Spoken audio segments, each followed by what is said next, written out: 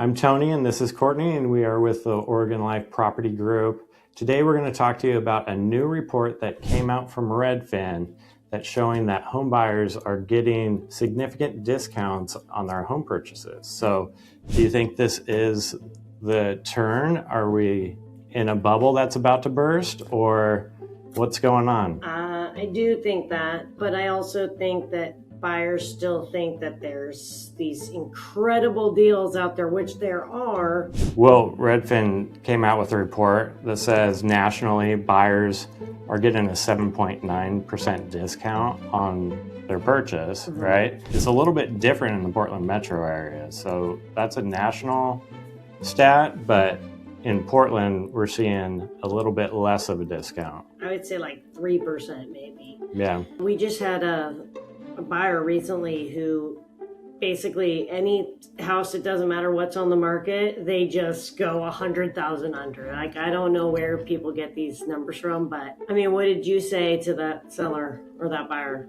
Well, I had to let them know, like, this isn't 2008. It's not a crash. We're just seeing basically a realignment or an adjustment of home values. Sellers are still pricing their home like it's 2021, when in reality, it's not, right? It's more of a neutral market. The buyer and the seller activity is pretty much neutral.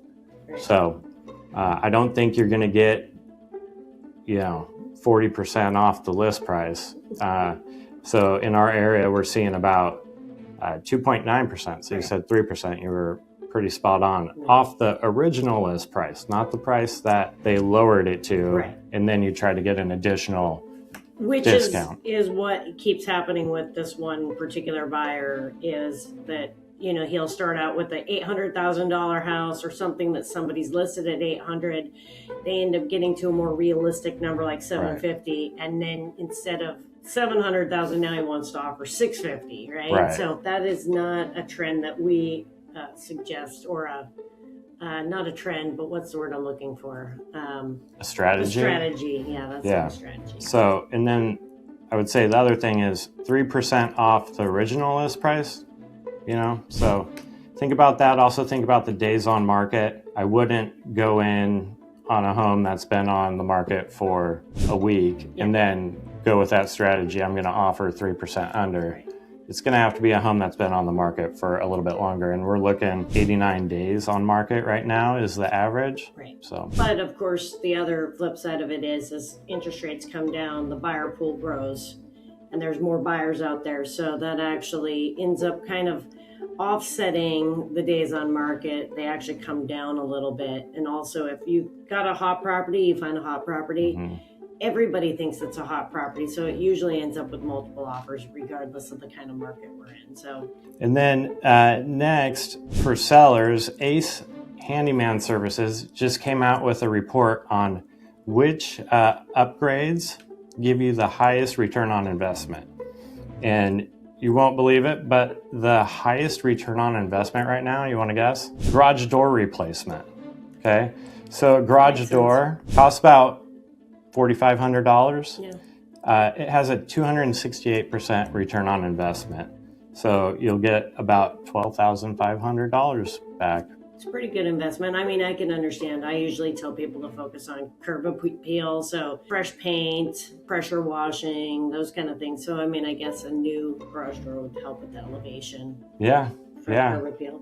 And the highest return on investment are the things that you see when you walk up to the house. So front door is the next at 216. So either replacing it with a solid, sturdy front door, or just refinishing it, painting it. And then just lawn care cleanup has a 217% return on investment. And that's something you can do on your own. You don't even have to hire somebody on that. So I have to say one thing, I think probably my biggest pet peeve is when we walk through a property, even on the buy side and or on the listing side, where a seller is hyper focused on the new new furnace Mm-hmm. or the new water heater, because somewhere in some spreadsheet or some Google review, they heard that that's what they're supposed to look for. But I don't know. How many open houses or let's say housewarming parties have you ever been to? Been to a few, yeah. Has anybody ever showed you their Mm-hmm. brand new furnace? No. Or their brand new water heater? No. So yeah, I mean, when we have our next housewarming party after we buy a new house,